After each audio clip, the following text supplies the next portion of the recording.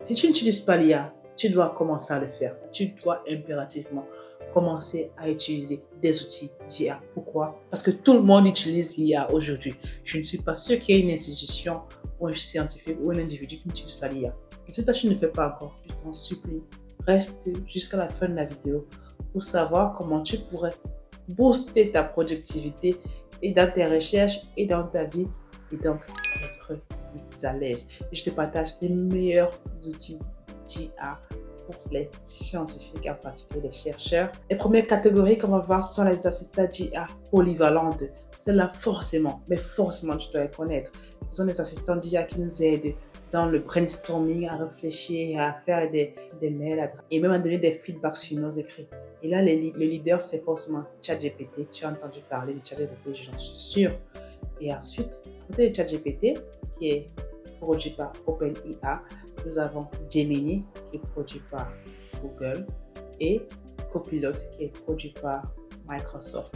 Donc, pour moi, ces trois sont des IA polyvalentes que tu pourrais utiliser pour converser, pour les entraîner, pour qu'elles puissent te comprendre. Il faut faire attention, c'est que toutes ces IA-là savent mentir. Elles savent inventer des histoires qui n'ont rien à voir avec ce que tu as dit. Même te mentir, tu vas demander une question une fois, deux fois, trois fois, elles vont donner des réponses différentes. Il faut être conscient que quand tu les utilises, elles savent se tromper, elles savent dire des aberrations. Moi, j'utilise plus Gemini et ChatGPT. J'ai l'impression que ChatGPT semble être plus créatif que Gemini. Gemini semble être plus protocolaire. Je ne sais pas si c'est parce que je l'ai entraîné de cette manière-là avec des trucs trop théoriques, trop scientifiques. Alors que ChatGPT, j'ai l'impression qu'il réfléchit plus en termes de créativité, création de contenu, ou imagination et tout. Et Copilot un peu moins parce qu'il utilise également ChatGPT derrière. Donc, il y a un copilote tout seul et puis il y a un copilote avec ChatGPT intégré. Donc, j'utilise un peu moins et chaque fois que j'ai utilisé, je n'ai pas eu la même satisfaction qu'avec les autres. Disclaimer, je vous en prie, disclaimer. Je n'ai pas dit que c'est mauvais. Je dis juste que je n'ai pas eu la possibilité d'apprécier à sa juste valeur parce que les deux autres me satisfaisaient amplement. Mais toi, tu pourrais tester et tu pourrais être satisfait par Copilot et nous dire ce que tu en penses. La deuxième catégorie, ce sont des IA qui t'aident dans la revue de littérature, des IA qui t'aident également dans l'extraction de données. Donc, quand on est chercheur, vous savez, on lit énormément d'articles et parfois, on ne sait même pas comment organiser nos articles. On ne sait plus où aller retrouver les informations ou alors qui avait l'information parce qu'on a l'information, on ne sait pas où la retrouver. Donc, il y a des IA qui permettent de faire tout ça. La première IA dont je vais te parler, c'est Perplexity AI. Perplexity AI, à la différence de ChatGPT et de Gemini, ces IA, elles savent donc trouver des sources fiables. Elles montrent un peu moins. Il arrive qu'elles se trompent parce qu'elles peuvent même avoir l'article, mais si tu n'as pas lu l'article, elles peuvent quand même réussir à dire des choses qui n'ont pas été stipulées dans l'article. Donc, mais elles le font moins que ChatGPT, Gemini et Copilot. Donc, Perplexity AI te permet donc de trouver les informations dont vous avez besoin et qui sont fiables, qui ont des citations existantes et qui sont reconnues, que tu peux aller explorer. L'avantage aussi, c'est que tu peux lui donner des articles en PDF ou en Word et qu'ils vont pouvoir lire et extraire les informations de l'article en fonction des questions que tu lui poseras à cette IA. Et donc, tu peux lire l'article sans vraiment le lire, mais en te donnant les éléments majeurs de l'article pour pouvoir avancer plus vite. Et deuxième IA qui est aussi très importante, c'est Consensus AI. Consensus AI qui également t'apporte des réponses à des questions que tu te poses. Peu importe les questions, tu poses des questions scientifiques, elle te retournera, donc cette IA te retournera des réponses en fonction des données, des citations, des articles existants qui ont parlé ou qui abordent certains aspects de ta problématique. Et elle va me faire un summary, un résumé condensé pour répondre à tes questions. Tu pourras également avoir des questions oui ou non, on va te dire oui ou non. Et c'est une IA qui est d'autant plus fiable que les autres parce que son travail, c'est de chercher les références scientifiques compensées pour combler le gap des autres. Et l'autre IA qui est également toujours dans la revue de la littérature, les sciences de données, c'est Elicit AI. Elicit AI, c'est un nouvel assistant de recherche qui permet également de résumer, d'organiser et d'analyser les données des articles scientifiques. Il fait tellement bien que vraiment il a un bon vent en poupe et c'est une bonne source c'est une bonne AI pour t'aider à également organiser extraire les informations de tes articles. Maintenant, par rapport à la recherche de littérature, on a Semantic Scholar.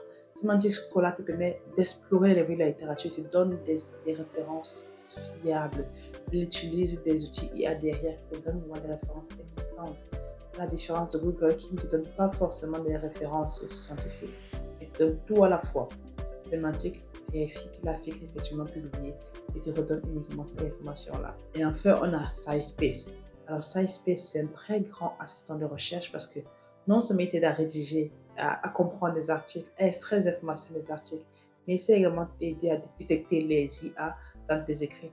Il sait également te permettre de générer des citations et également te permet de détecter le plagiarisme. Donc, le SciSpace, c'est une grande ressource que j'ai découvert récemment et c'est vraiment, moi je trouve que c'est vraiment une ressource qui permet de se développer très vite. On a aussi des IA dans la rédaction et à la révision. Là, c'est des IA qui peuvent s'intégrer dans ton Word, dans tes browsers, dans tes navigateurs en ligne. Les premiers assistants que moi j'ai utilisés, c'était Grammarly. Donc Grammarly te permet de détecter, de corriger tes fautes de frappe, tes fautes d'anglais, des fautes de français, tout ce que tu veux. Et c'est d'une meilleure manière que les autres outils intégrés dans les logiciels de traitement de texte comme Word, Office. Et ça le fait très bien. Ça permet également de vérifier le sens de ta phrase. Est-ce que ce que tu dis est un peu long? Parce que c'est un sens ou pas? C'est très bien. Et à côté de ça, il y a aussi ce qu'on appelle Killboot, Killboot Pro, qui te permet non seulement de corriger tes fautes dans tes textes, mais également de paraphraser, de t'aider à paraphraser, d'étendre le texte ou de le raccourcir. Là, ça aide beaucoup les chercheurs, nous chercheurs qui écrivons souvent des recherches de financement où on demande ou alors des abstracts, où on demande d'avoir moins de 300 mots ou moins de 150 mots. Parfois, tu perds du temps pour essayer de réduire les 150 mots. Et bien, Killboot Pro te permet de faire la réduction en un clic de ton paragraphe en 150 mots en un clic. Et pareillement, si tu as besoin d'élargir ton texte, tu le fais également en un clic. Ça fait gagner beaucoup de temps. Beaucoup de temps. Mais ce n'est pas tout. Ce n'est pas tout, bien sûr, c'est pas tout. Le must du must, bien sûr, le must du must que tu dois savoir, c'est qu'il y a des IA qui te permettent de faire des présentations en 2 minutes. Oui, ça existe. Des IA que tu peux avoir une présentation juste à partir du titre de ton sujet. Ils vont te générer une diapo avec des images, avec tout un contenu que tu n'auras plus qu'à modifier, éditer où il y a des manquements. Ou alors, tu peux également donner ton texte. Ça, c'est le must du must. Tu donnes ton texte et les synthétises en présentation avec les figures qui vont avec. Et donc, ces IA-là sont Gamma. Et pour moi, c'est ce que j'ai utilisé qui semble très bien, très pratique et plus cohérent que les autres. Après, il y a Slide AI qui est pour Google, qui s'intègre à Google Slide. Donc, ça, ce n'est pas standalone. Il faut avoir Google Slide pour travailler dans le navigateur Google et pouvoir avoir accès à ça. Ces deux-là sont très bien. Moi, j'ai utilisé, c'est vraiment très, très bien. Ils sont vraiment, vraiment pointus. Et c'est vraiment épatant de voir qu'avec juste une phrase, ça ressortir des informations très cohérentes. Juste comme ça, et quand tu donnes le texte, c'est encore mieux. Et tu fais des présentations en 2 minutes. Et le troisième, c'est tout simplement Slido. C'est aussi pas mal, mais je pense qu'il y a encore des manquements. De mon point de vue, mais je pense qu'il y a des choses qui sont améliorées dans cette IA-là. Mais pour les autres, ça le faire, c'est vraiment super cool. Et en dernière position, on a ce qu'on appelle les outils de management de projet. Et ce que j'ai utilisé récemment, c'était Notion. Notion qui est un très bon outil pour gérer les projets, même si ça aussi permet de faire une base de données de collaboration. Et pourquoi c'est un bon outil? Parce qu'il y a des outils d'IA à l'intérieur et qui peuvent te permettre de réfléchir et en même temps de brainstorm avec toi. C'est-à-dire si tu as une idée, tu écris le test, lui il peut continuer à travailler pour toi.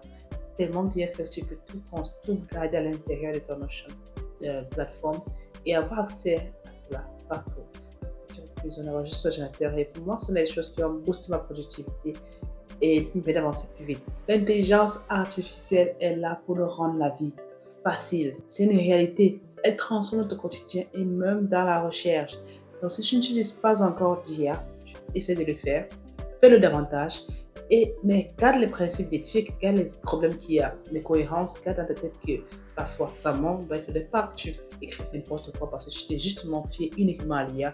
Essaie toujours de compenser ce qu'il y a te dit, de le mettre en compétition avec d'autres informations et de comparer, de voir comment tu pourrais optimiser tes compétences.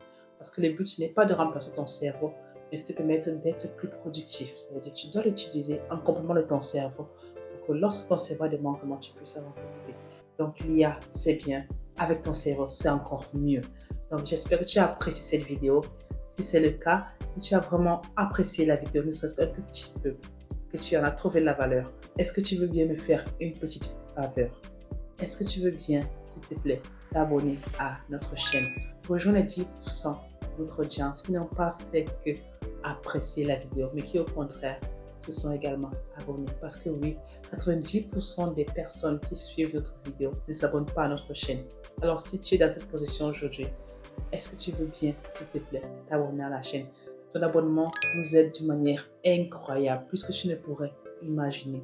Donc, en contrepartie, je m'engage à te fournir des vidéos de meilleure qualité et surtout plus inspirantes et qui pourraient plus t'aider à devenir la personne que tu souhaites devenir. J'espère qu'on est d'accord. Bye bye.